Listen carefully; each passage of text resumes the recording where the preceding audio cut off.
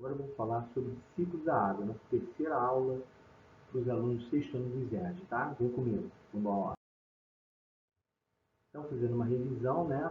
A gente tem três estados básicos, o sólido, o líquido e o gasoso, e eles vão ter uma relação com a forma e o volume, né?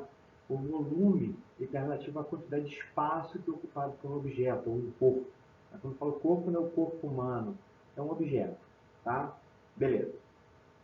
No sólido, tá? Eu tenho a forma e o volume definidos e concretos, limitados. Tá certo? Por quê? Porque as moléculas estão todas ligadas por ligações intermoleculares e elas ficam paradas. Tá certo? Então, forma e o volume, ou seja, o volume, no caso, é o espaço que ela ocupa, definido. No caso do líquido, o que acontece? Aqui eu tenho dois exemplos. Um copo, né? Com água e aqui a garrafa com a mesma quantidade de água. Nota, a quantidade, o volume é o mesmo que ela ocupa, só que a forma é diferente. Então, no estado líquido, a forma é variável, mas o volume é definido. Beleza. E aqui eu tenho o estado gasoso, na qual a forma, você vê que não tem forma nenhuma, né? Dissipa, tá? E o volume também, ou seja, o espaço que ela ocupa é bastante amplo, porque as moléculas se espalham e ocupam um espaço bastante grande. Então, a forma e o volume são variáveis. Tá bem? Aqui as mudanças de estado, eu tenho o sólido, o líquido e o gasoso. Quando muda do sólido para o líquido é fusão, eu queria que vocês fizessem uma anotação disso. Do líquido para o gasoso, vaporização. Do gasoso para o líquido, liquefação, se tornar líquido, pode ser chamado de condensação. E do líquido para o sólido, solidificação. Quando é do sólido para o líquido ou do líquido para o gasoso, desculpa, o sólido para o gasoso ou gasoso direto para o sólido, sublimação. As características específicas da água, o ponto de fusão, o ponto de ebulição. O ponto de fusão é a temperatura na qual, aqui o exemplo da água, né, sai do estado sólido para o estado líquido, e o ponto de ebulição é na qual sai do estado líquido para o estado gasoso. Certo? Outras definições importantes, outras características, né, que a gente estuda a ciência, o que é massa? A massa é a quantidade de matéria e é dado pela soma dos átomos que estão nesse corpo. Então, aqui eu tenho uma balança na qual eu posso avaliar a massa, ou seja, a quantidade de matéria, que no final das contas é a soma dos átomos que tem naquele frasco ali de areia. Tá? E o que é extensão? Extensão está relacionado com o volume. Extensão é o tamanho, né? Então, o quanto ele ocupa, o volume que ele ocupa seria a extensão dele. Tá certo? Beleza.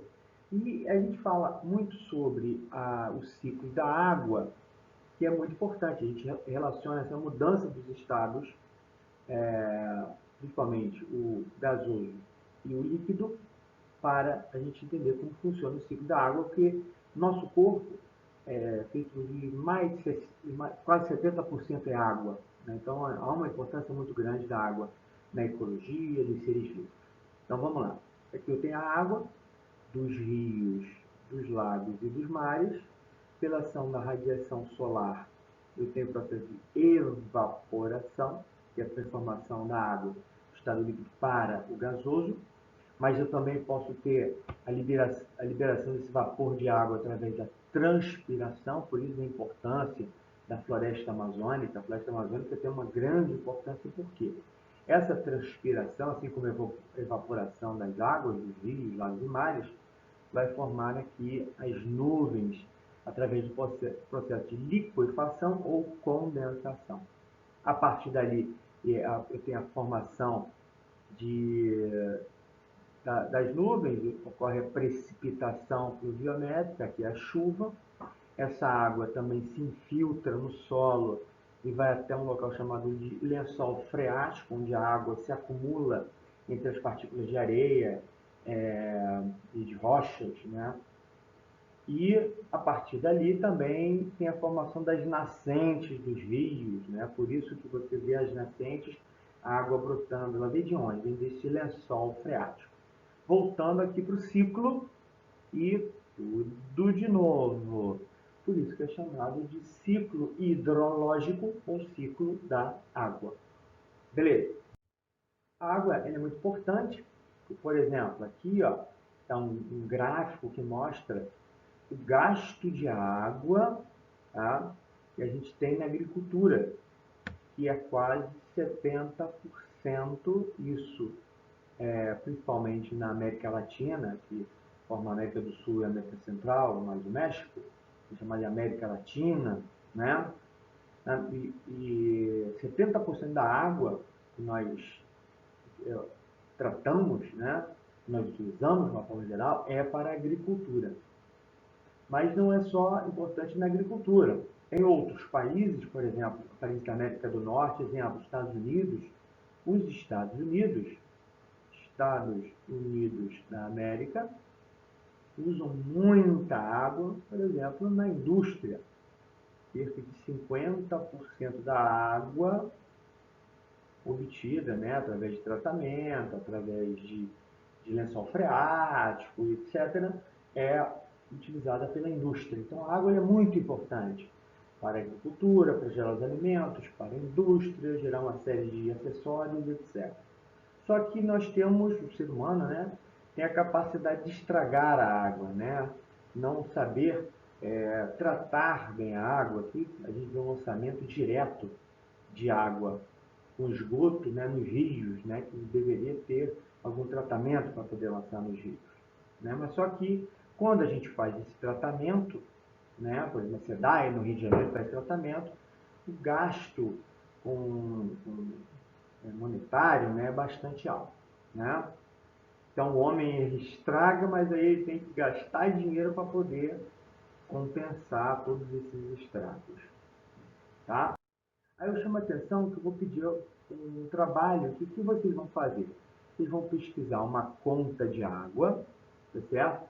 Uma, duas, três contas, na verdade, para você observar como o preço da conta da água, que no caso da conta da água também está incluído o tratamento de esgoto, tá? Para saber quanto a gente gasta mensalmente para tanto ingerir a água, quanto essa chamada de água potável, né, que vem água tratada, para a água que a gente lança no esgoto, e esse esgoto tem que ser tratado, que muitas das vezes não é tratado. E pergunte ao seu responsável, né, aí no caso é escrito, não é áudio, né, como o seu responsável se preocupa com essa conta, com o valor dela, e como nós podemos economizar nos gastos com água. Tá bem, gente? Muito obrigado. Valeu!